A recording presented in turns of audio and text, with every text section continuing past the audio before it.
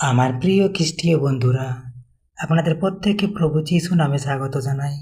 আপনারা দেখছেন Jesus voice Bangla channel. এখন আমরা আজকের জীবন্ত মধুর বাক্য, আজ আমরা এক মহান দিন উদযাপন করছি, যেদিন মৃত্যু পরাজিত হয়েছে আর জীবন জয়ী হয়েছে। আজ ইস্টার সানডে, পুনরুত্থানের দিন। এই দিনটি শুধুমাত্র একটি উৎসব নয়, এটি আমাদের বিশ্বাসের কেন্দ্রবিন্দু, আমাদের আশার ভিত্তি এবং আমাদের জীবনের নূতন সূচনা। আমরা এখন আজকের বিষয় অনুযায়ী আমরা এখন আলোচনার মধ্যে আসি। আমরা বাইবেল থেকে এবার বাক্যের মধ্যে আসব। বিশ্রামবার শেষে সপ্তাহের প্রথম দিনে তারা দেখল পাথর সরানো হয়েছে। স্বর্গদূত বললেন, তিনি এখানে নেই, তিনি পুনরুত্থিত হয়েছেন। তো এই বাক্য থেকে আমরা যেটা পাই, বাইবেল থেকে আমরা এই বাক্যটি পেয়েছিলাম মথি 28 অধ্যায় 1 থেকে 6 পদের মধ্যে। বিশ্রামের শেষে সপ্তাহের প্রথম দিনে তারা দেখল পাথর সরানো হয়েছে। স্বর্গদূত বললেন, তিনি এখানে নেই, তিনি পুনরুত্থিত হয়েছেন। আমেন। আমরা এই বাক্যের বিষয় দেখি। কবর খালি, এটি খ্রিস্ট ধর্মের সবচেয়ে শক্তিশালী প্রমাণ। পুনরুত্থান পূর্বেই ঘোষণা করা হয়েছে। আমরা এই বাক্যটা নিয়েছিলাম বাইবেল থেকে মথি 16 অধ্যায় 21 পদ। ঈশ্বর তার প্রতিশ্রুতি রাখেন, যদি যিশু পুনরুত্থিত না হতেন তাহলে আমাদের বিশ্বাস অর্থহীন হতো, কিন্তু তিনি জীবিত, এই সত্যই আমাদের শক্তি। পুনরুত্থানের গভীর আত্মিক অর্থ। পুনরুত্থানের গভীর আত্মিক অর্থ, এক পাপের শাস্তি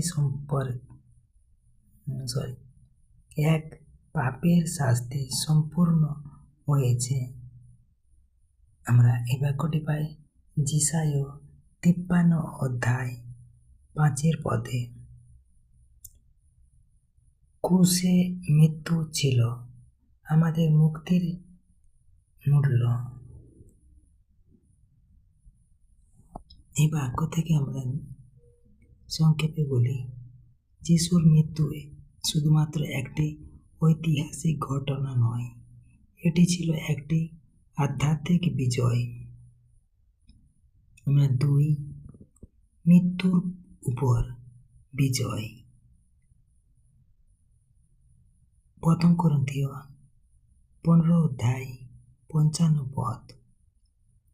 হে মৃত্যু, তোর জয় কোথায়? এখানে আমরা এই বাক্যের ব্যাখ্যা করলে দেখি, মৃত্যু শেষ নয়, বিশ্বাসের জন্য এটি একটি দরজা মাত্র। নূতন জীবনের সূচনা। রোমীয় 6 অধ্যায় 4 পদ। আমরা নূতন জীবনে চলি। পুনরুত্থান মানে শুধু যিশুর জীবিত হওয়া নয়, এটি আমাদের জীবনের পরিবর্তনের আহ্বান। জীবনে প্রয়োগ, ভাঙা জীবনেও আশা আছে। আপনার জীবন যদি আজ ভেঙে পড়ে থাকে, মনে রাখুন, খালি কবরই আমাদের আশা। 2. ব্যর্থতা শেষ নয়, ভিতরের জীবন। উদাহরণ, অস্বীকার করার পরেও পুনরুদ্ধার। 3. ঈশ্বর নূতন শুরু দেন। ঈশ্বর নূতন শুরু দেন। ঈশ্বর কখনো পুরনো ভুল নিয়ে আপনাকে আটকে রাখেন না, তিনি নূতন ভবিষ্যৎ দেন। 4. ভয় থেকে মুক্তি। শিষ্যরা ভয় পেয়েছিল, পুনরুত্থানের পর তারা সাহসী হয়ে ওঠে। শক্তিশালী উপদেশ ও আত্মিক আহ্বান। আজ আমি আপনাকে একটি প্রশ্ন করতে চাই। আপনি কি সেই জীবন্ত খ্রিস্টকে আপনার জীবনে গ্রহণ করেছেন? আপনি কি এখনো কবরের মধ্যে বাস করছেন, অর্থাৎ হতাশা, পাপ, ভয়, ব্যর্থতা? আমরা 3টি আত্মিক সিদ্ধান্ত এখানে পাই। মন পরিবর্তন, বিশ্বাস, আত্মসমর্পণ।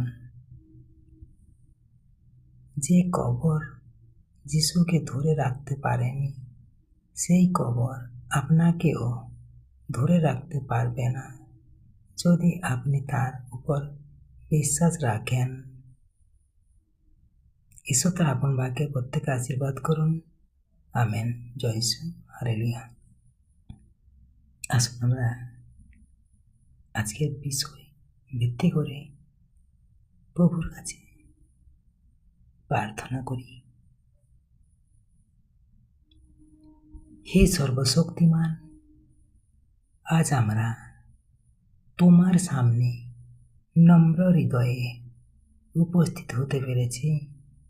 ধন্যবাদ প্রভু, তোমার পুত্র পবিত্র যীশু খ্রিস্টের জন্য, যিনি আমাদের জন্য ক্রুশে প্রাণ দিয়েছেন এবং তৃতীয় দিনে পুনরুত্থিত হয়ে আমাদের নতুন জীবন দিয়েছেন। প্রভু, আমরা স্বীকার করছি আমরা পাপী, আমরা দুর্বল, আমাদের জীবনে অনেক ভুল, অনেক ব্যর্থতা আছে। আজ আমরা তোমার কাছে ক্ষমা চাই। আমাদের হৃদয়কে পরিষ্কার করো, আমাদের জীবনকে নতুন করে গড়ে তুলো। হে প্রভু যীশু, তুমি আমাদের জীবনে প্রবেশ করো, আমাদের হৃদয়ের রাজা হও। যেখানে হতাশা আছে সেখানে আশা দাও, যেখানে ভয় আছে সেখানে সাহস দাও, যেখানে অন্ধকার আছে সেখানে আলো দাও। আমরা যেন প্রতিদিন তোমার পুনরুত্থানের শক্তিতে চলতে পারি। আমাদের পরিবার, সমাজ, দেশ সব কিছুকে আশীর্বাদ করো। আমরা বিশ্বাস করি তুমি জীবিত, তুমি আমাদের সঙ্গে আছো এবং তুমি আবার আসবে। যিশুর নামে আমরা এই প্রার্থনা করছি। Amen, amen, amen. জয় যিশু। Praise the Lord.